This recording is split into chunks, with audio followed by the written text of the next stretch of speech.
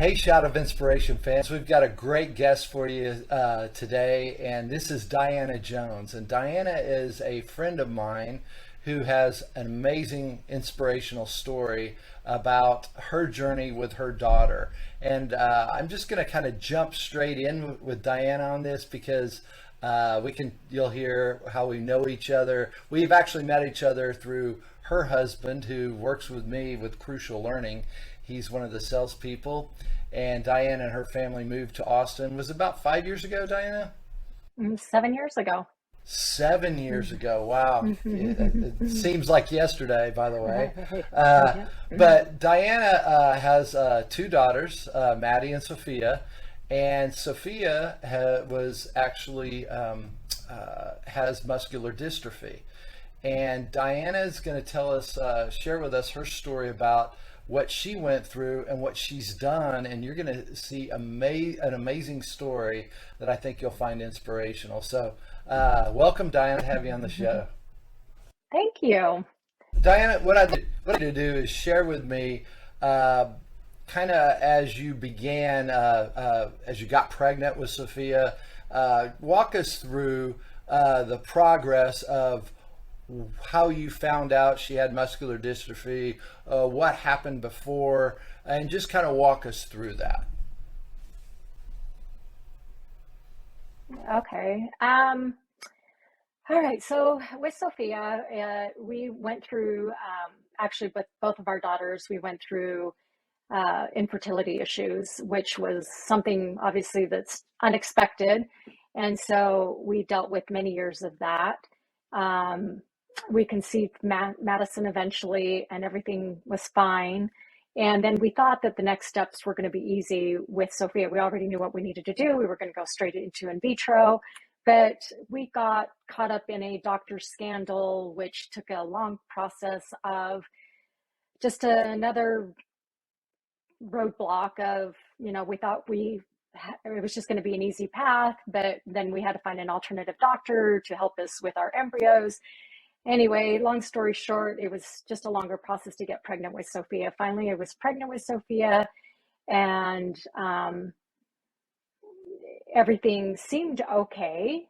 And, there was some differences in the pregnancy than with Madison, but nothing until later on can I go back and look at like, this is something a little bit different. But to our surprise, she was born naturally on Valentine's Day. And it was one of the best gifts that we've ever received on Valentine's Day. It was the best gift I've ever received. And it was that day that, looking back, there are clues, but you're not ready to see them. And, she was born at 4.8 and a half pounds, which is a small baby. Madison wasn't much larger. She was 5'12". And so no one seemed to be too concerned about her weight. And so the next day they were at the hospital. They were just making sure that everything was okay and, looking over her, make sure she has her 10 fingers and toes, that kind of a thing. And Matt went with her, with the doctors, and he came back. Well, actually, the nurses came into my room to tell me that he was completely white and almost passed out because they told her that Sophia had a tell. And none of that makes any sense whatsoever. And so I'm just trying to figure out what's going on with Matt at that point and why he's passing out. And then the nurse finally said to me that, it was because Sophia was so thin that you could see her tailbone. And so they thought that it was some sort of a tell. And I thought, golly, I know she's very low birth weight, but they've clearly seen a lot of preemies. And why is this even an issue for them? This has to be normal. But anyway, so that was like our first like little scare. And then the next day we had the pediatrician looking at her, and they do their test, make sure that all the reflexes are there and so forth. And they grabbed her hips to flex them, and her left hip had like a Meyer dysplexia. It wasn't, it didn't do the popping sound that it was supposed to do. And so the doctor told us to immediately after we leave the hospital to go see a hip specialist. And we thought, there's nothing wrong with her. but we wanted to verify that nothing was wrong with her. We wanted to have a perfect child that was healthy. And so we got 2 more doctors to look at her, and they did. And they tried to replicate that same thing that that doctor saw with her hips. And they said that they couldn't and that she was 100% okay. And so honestly, intuitively, I think things were stirring within me, thinking could there be something wrong with her? But we had gone through so much up to that point just to get her here that we weren't willing to even let that settle into our minds that something could be wrong. And so we took her from the hospital, took her home, everything was fine. And you know, talking to the pediatrician during that time, they were concerned because of her low birth weight. So that was really on my mind was, okay, how do we get her to eat to gain the weight that she needed to gain? So that was the only really big concern that I had at that point. So after a few months, we were clearly seeing that she wasn't really gaining the type of weight that she should have gained. And so they said, you know, we need to see why she's a failure to thrive baby. And I thought, okay, well, I'm giving her what I need. You know, I'm feeding her, I'm waking her up at night, even though she's not really crying much. She's a very, I would say a very, very easy, very happy temperament, and she just didn't really fuss a lot. And so I would have to wake her up and feed her, or, you know, she just didn't need a lot. And so anyway, Very different from most things I yeah, hear. no, that's why I was like, oh, she's just so pleasant. Such a pleasant child. And so And she is, though. and she is, and it does Yeah. match her personality. Yeah, it So, does. you know, so we didn't think anything of it, but they told me to go to Children's Primary Hospital to have a test, a sweat test, to see if she had cystic fibrosis, because they were wondering if that was a possibility for her. And I thought, first of all, I never even really heard of cystic fibrosis, and I didn't know what any of that was. But of course, I did everything that I was asked to do just to, you know, cancel out any possibilities of a major illness. And so Right. we went up there and did some testing, and that came back negative. She did not have cystic fibrosis. And so it was back to the drawing board, but really we're like, oh, she's fine. She's just a small child. We just have small babies in our family. And so nothing really alarmed us at that point, but intuitively, once again, things are stirring within me, and I'm starting to notice as Sophia is getting a little bit older, wow, you know, the differences between kids that are now starting to want to stand and Sophia's desire. I could see we had some friends that had a baby at her age, similar age as Sophia, and I could see her doing certain things that by this time, and she was standing very easily and effortlessly. And I was like, wow, Sophia looks like it's so much effort to stand. And, you know, so I started making note, comparing just different things like that. And so I noticed that these kids started walking, and Sophia looked like she wanted to walk. So it wasn't like a lazy child or anything like that. It was just clearly something wasn't quite right. And so I Right. was speaking to her pediatrician at that time again, and it was always like I had more questions than I had answers. Like, it looks like Sophia wants to do this, but she's not really able to do this. Right. And so we decided that at that point to have a home intervention, to have people come that, you know, did physical therapy and different things to analyze her motor skills, her gross motor skills, and just to see if anything else was wrong with her. And so I remember having somebody come and analyzing her, and you know, she was puzzled. She'd been doing this for a long time, and she just finally came up to the conclusion that Sophia just needed motivation to walk. Like, Motivator.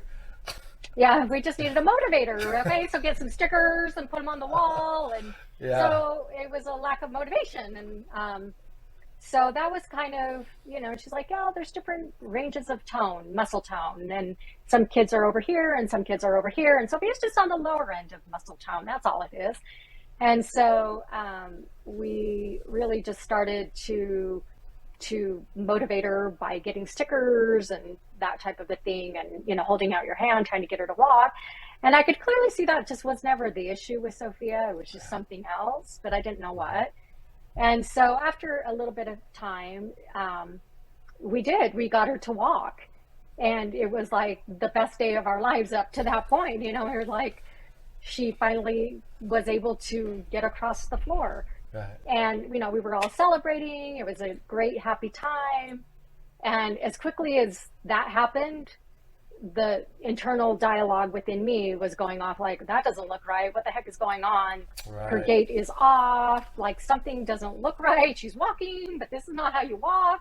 Right. So I think those were my first signs of something isn't right. And another thing that really, you know, occurred to me was, gosh, looks like you know, I don't know if you've seen children fall and they pop right back up. I mean, this is a normal thing as they're learning how to walk. And I noticed that when Sophia fell, there was a lot of strain to get back up. It's almost like a mini older person. Right. And I didn't know what it was called at the time, but it was like a grower's gait where, you know, they're taking their hands and they're running them up their legs to help them come up. And so I noticed that she was doing a lot of that. And or she fell, she would have to scoot herself to furniture to get herself up. Right. And so I noticed just those things were just off with her. Right. So that how old was she then when she started to walk? So she was about 18 months old. So she about was a year still and in a the half. right, yep, she was in the right range or age range, but there was just more on the later end. Okay. But she was still all within the right milestones. Right. And Okay. so And then after that, so you just had an internal feeling like there's something off. How long did that last before you finally maybe what did you do next when you had that feeling? you know, I think that feeling never really went away, and it was just a constant like analyzing, let's watch her, there's something not right. I would make an appointment with somebody else. You know, so I was always like digging.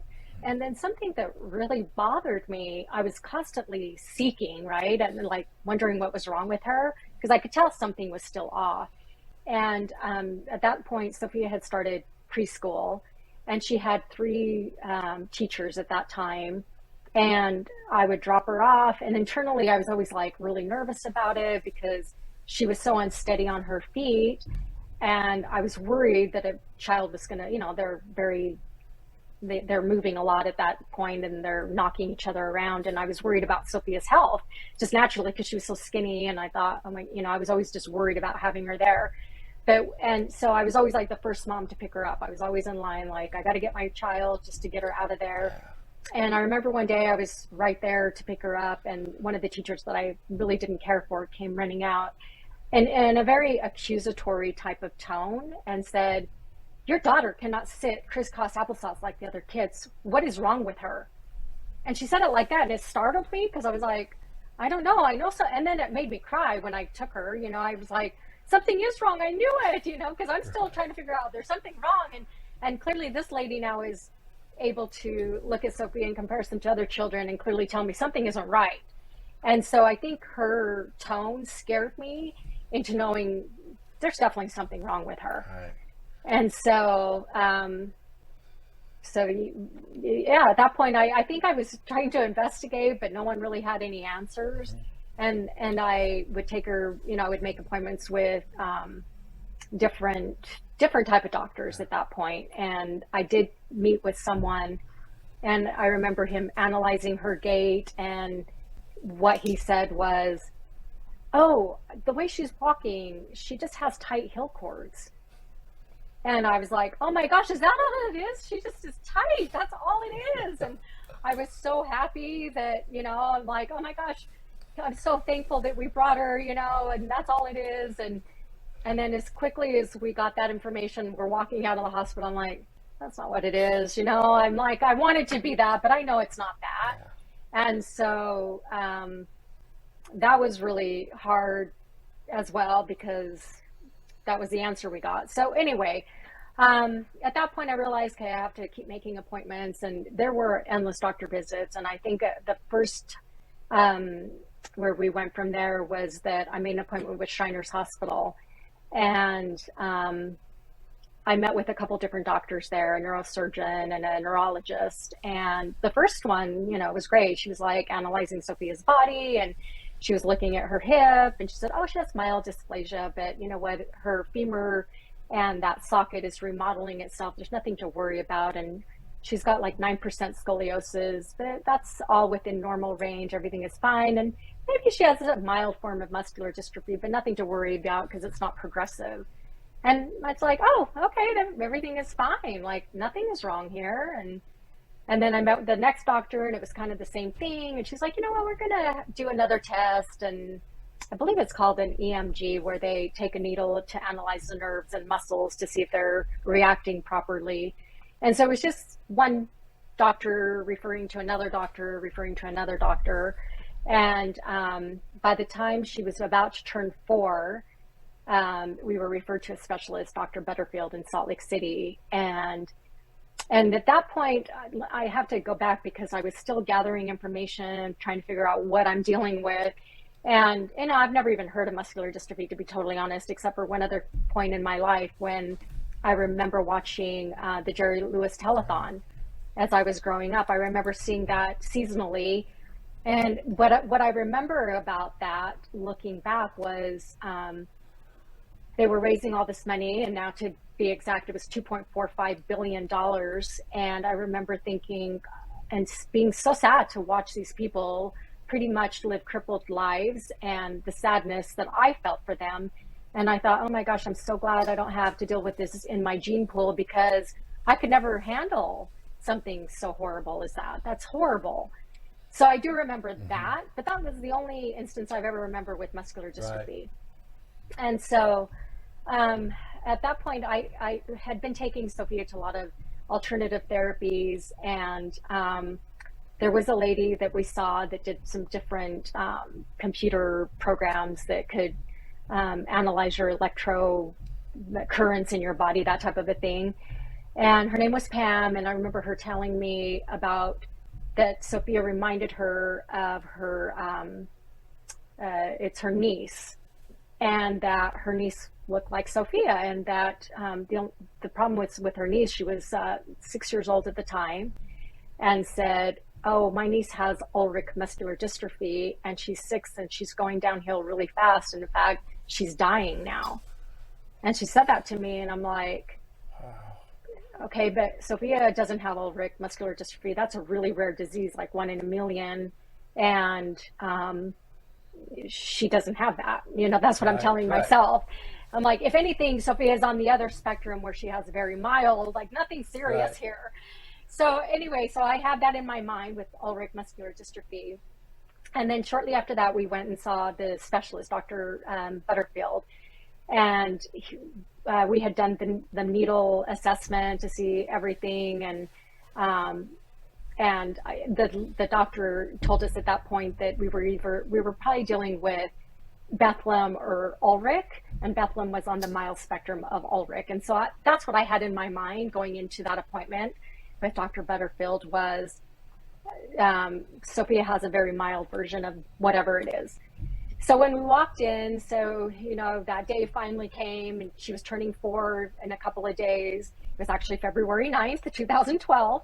And Matt and I took her, and it's that scary feeling that you have going into a hospital, and we're walking through the hallways trying to find, his office. And we finally, after an hour, got called in, and, Sophia's with us, and he asked us, what do you know up to this point? What have you heard? And I said, well, I think that Sophia has Bethlem, muscular dystrophy. And he looked at me, and he grabbed Sophia and did some testing on her, with just some different things, that laxity in her arms and that type of a thing.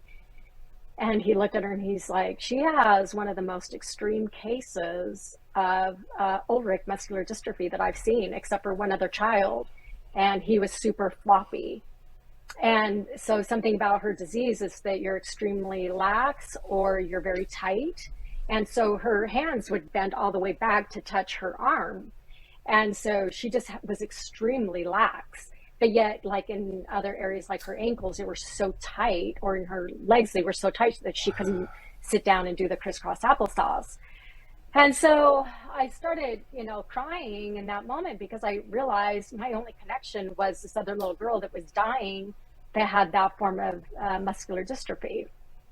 And so, whew, tears, the thought of that. Anyway, so that's where we were. And, I really, you don't even know what to ask because it was such a gut punch. I've never been hit so hard with words in my life. And, you literally have the air taken out of you. And you want to ask questions, but you don't want to know. And I didn't even know what to ask, to be frank. But he said, the one thing that he did say is, she's healthy now, but not for long. And I thought, what does that mean? And so,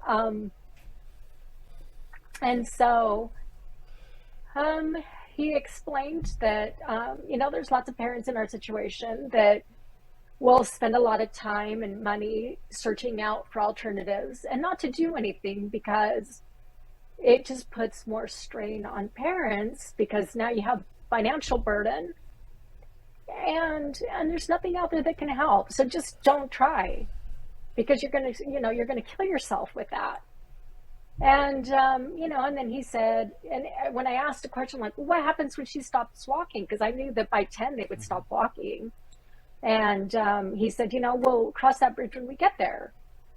But I was worried. I thought, we're going to be going to school and she's going to need a wheelchair. She's going to need an aide to help her ride and go to the bathroom. And she's going to need a feeding tube and a respirator. And so I have all of these things going through my mind. Like, here's this cute little Sophia and her life just went up in flames in front of us. And so I think when we left that hospital, we just cried and cried and cried. And yet Sophia's with us. We're trying not to show any emotion, and we're trying to keep it cool, but we were completely devastated by that news. And so let me ask you, Diana, when that happened, what kind of anger did you feel because it took so long to find that? Because I think what came up in you? Because I think I would I think I'd be thinking, I've been to all these people and we're just now finding out. What was your experience?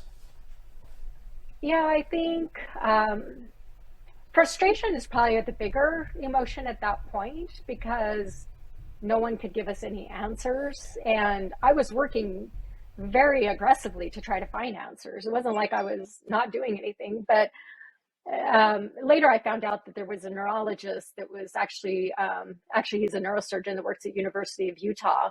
And it was his daughter that was this lady's niece. And it took him 6 years to figure out what his daughter had. And I thought, you have all the best doctors around you and it took you 6 years. So 4 years wasn't so bad. Right. But at that time, that was like so much time, so much wasted time. Right. And the truth is not wasted at all because they have nothing to offer you. Right. So it wasn't like there was anything we could really do for her anyway. Okay. So yeah. When she was diagnosed and they told you don't try anything more, what happened from that point? What happened to you in that moment? What did you decide? Was there anything that you took on specifically, or what did you do? Well, I think I just continue on. Well, first of all, I think it was the darkest weekend of our lives, and I would say that Matt and I both, I would say that that's pure depression. I mean, the darkness was so dark, and I think that, we just cried all weekend. And then in the comfort, people try to comfort you, but they have no idea what to say because not a lot of people have been in this specific situation with a disease for your child. But it's like a death sentence. And so what can you really say to someone? And so, I think we had good intention. People around us that tried, they brought us food that we couldn't eat. Right. You lose your appetite. Right. But I remember, I think what helped me the most in that moment of complete darkness was I had a girlfriend that just wept with me. And she listened to me, and then she said, let me come over and let me bring you something, you know. And so she just came to my home, and we sat and we cried, and she brought me some pizza that I shoved down that I couldn't eat, and a journal just to help me process my thoughts. And I thought, you know, looking back, that was probably the most helpful thing, and it was so generous of her to give of herself. Um, but this does take me to those very dark days because you don't have an answer and you're just no hope in Right. that moment. Right.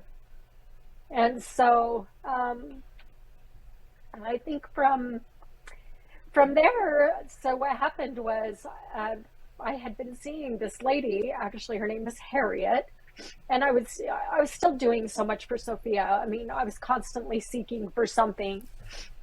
And I think at that point I had been seeing Harriet once a week, and Harriet was this alternative lady that just would stretch Sophia and give us a bunch of vitamins and herbs, and it was fine. She was a little edgy. She did her work. I didn't engage with her too much because I don't know, something about her energy was a little off-putting, but she was helpful to Sophia, and so I would, you know, have Sophia be stretched for an hour. And anyway, so after the diagnosis, I came walking in, and I said, you know, and I'm crying because the tears came easily and they came often, and it didn't take much. If somebody looked at me, I would just start crying at that point. And and I walked in and I said, Harriet, I know what we're dealing with.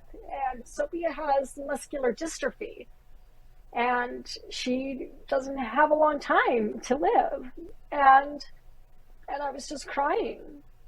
And Harriet just listened to me and listened to me, and she's like, really? Is that all that you have?